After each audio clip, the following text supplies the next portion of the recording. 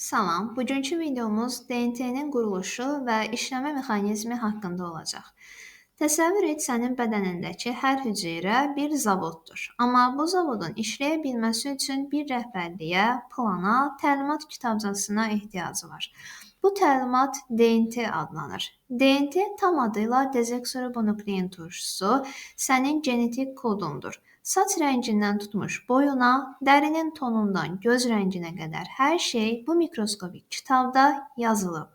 DNT-nin görünüşü də maraqlıdır. İki zəncirlidir, burulmuş bir nərdivana bənzəyir. Bu nərdivanın pillələri 4 əsas hərfdən adenin, timin, sitozin və guanindən ibarətdir. Bu 4 hərf elə ardıcıllıqla düzülür ki, ortaya sənin kim olduğunu deyən bir kod çıxır.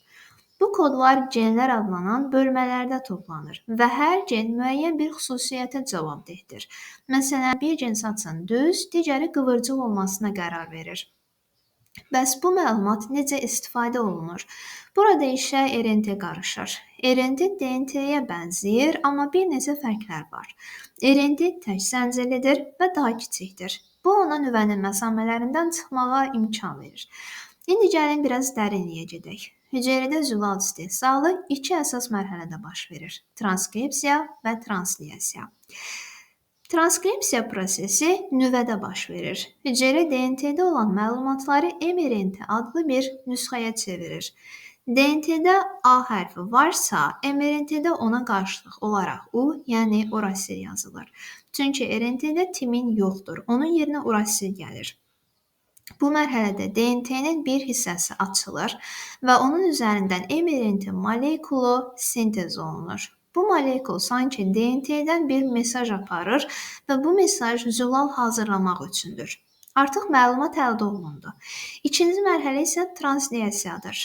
mRNT nüvədən çıxır və stoplazmada yerləşən ribosomlara gedir. Ribosom isə hüceyrənin zavod maşınıdır. Burada mRNT-də yazılmış kod oxunur. Hər üç hərf, yəni bir kodon bir amin turşusuna uyğun gəlir. Məsələn, CAA glutaminə, AGU serinə uyğun gəlir. Bu kodlara əsasən amin turşuları bir-birinə zəncir kimi bağlanır. Bu zəncir uzandıqca bükülür, qatlanır və sonda müəyyən formaya malik bir zülal yaranır. Zülal düzgün formalaşmasa, funksiyasını yerinə yetirə bilməz. Bu səbəbdən hər kodonun düzgün oxunması, amin turşularının düzgün birləşdirilməsi həyati əhəmiyyət daşıyır. Əks halda hüceyrə düz işləməz, orqanlar düzgün formalaşmaz və xəstəliklər yarana bilər. İnsan bədənindəki bütün hüceyrələrdə eyni DNT mövcuddur, amma fərqli hüceyrələr fərqli genləri oxuyur. Məsələn, göz hüceyrəsi yalnız görməklə bağlı genləri aktivləşdirir. İnsan DNT-si ilə banan DNT-si arasında 60% oxşarlıq var. Bu demək deyil ki, banana çevriləcək. Sadəcə həyat üçün lazım olan əsas funksiyalar çox o bənzərdir. Bir hüceyrədə təxminən 2 metrlik DNT var və bu yalnız mikroskopla görə biləcəyimiz bir məkana yerləşir.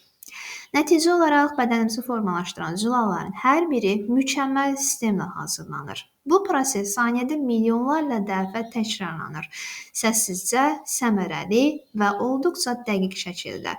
Əgər bu mövzu sənin də marağını çəkdisə, biologiyanı elmi, amma eyni zamanda əyləncəli dildə öyrənmək istəyirsənsə, kanala abunə ol, videonu bəyən və şərhlərdə fikirlərini bizimlə bölüş.